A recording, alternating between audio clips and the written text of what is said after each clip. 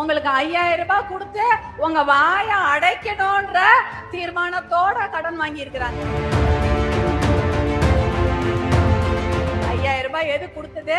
சரி, ஐயோ 5000 ரூபாய் வங்கி கணக்குல போட்டாங்களே, இனிமேல் அவங்களுக்கு தான் நம்ம ஓட்டு போட்டு தீரணும் போல இருக்கு அப்படின்னு நீங்க எல்லாம் ஏமாந்துடுவீங்க. 5000 ரூபாய் எவ்வளவு நாளைக்கு இருக்க போகுது? 5000 ரூபாய் 2 நாள்ல தீந்துரும். திருப்பி டாஸ்மாக்கு போதோ இல்ல 550 கோடி ரூபாய எதுக்கு கடன் வாங்கினாங்க? சேலம் மாவட்டத்துக்கு தண்ணி பிரச்சனை தீர்க்கணும்னா, இல்ல சேலம் மாவட்டத்துல இருக்கிற குடிநீர் பிரச்சனையை தீர்க்கணும் என்று கடன் வாங்கினாங்களா? அதெல்லாம் இல்ல.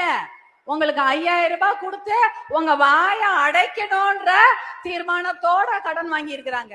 கடன் 6550 கோடி ரூபாய் வாங்கி இப்பதான் அவங்களுக்கு ஞாபகம் வந்துச்சா, ஐயோ கோடை காலம் வருகிறது.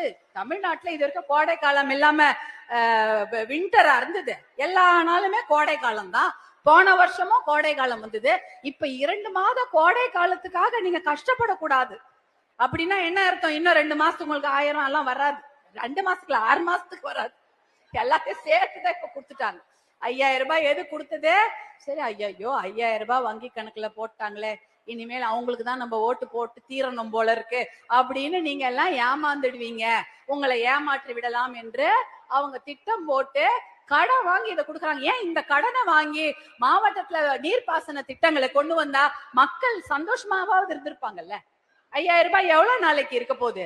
5000 ரூபாய் 2 நாள்ல தீந்துரும். திருப்பி டாஸ்மாக்கு போதோ இல்ல 1 நம்பர் 3 நம்பர் 5 நம்பர் லாட்டரி எல்லாம் நிறைய இருக்கா?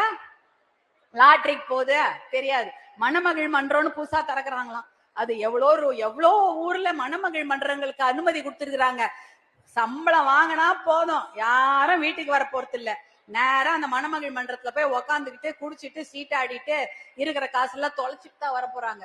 இந்த மாதிரி திட்டங்களை தான் இவங்க கொடுக்குறாங்க. நல்ல திட்டம் கொடுக்கவே இந்த ஆட்சியில யாருக்கும் தெரியவே இல்லை. இதான் இன்னைக்கு நடக்குது. அதுவும் இந்த சேலம் மாவட்டத்தை குடியை பத்தி சொன்னல, முதல்ல மது விலக்கை அமல்படுத்தியது சேலம் மாவட்டம் 1936களில். யாரு?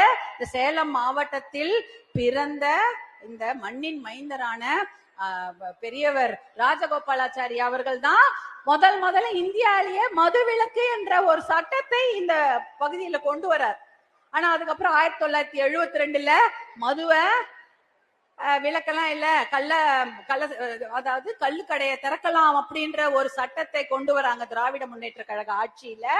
நடுராத்திரி மழையில கொட்டும் மழையில போய் அவர் ராஜாஜி அவர்கள் போய் கெஞ்சுறாராம், இந்த கள்ளுக்கடையை திறக்காதீங்க, நம்ம தலைமுறையே குட்டிச்சவர ஆயிடும் 1972ல. ஆனால் அதையும் மீறி கள்ளுக்கடைகளை திறந்து வைத்து விட்டு 3 தலைமுறைகளை குடிகாரர்களாக்கியதுதான் இந்த ஆட்சி. இதுதான் நடந்தது. இதுதான் ரொம்ப கொடுமை. நமக்கு இதை கேட்கறதுக்கே மனசுலாம் வலிக்குது. அப்ப இந்த நதி இருக்குது, அந்த நதியெல்லாம் சரிப்படுத்தல, இந்த குடியதான் டாஸ்மாக்கும் பாதையும் சாராயம் தான் கொடுத்து நம்ம மக்களை வீணாக்கி வச்சிருக்கிறாங்க.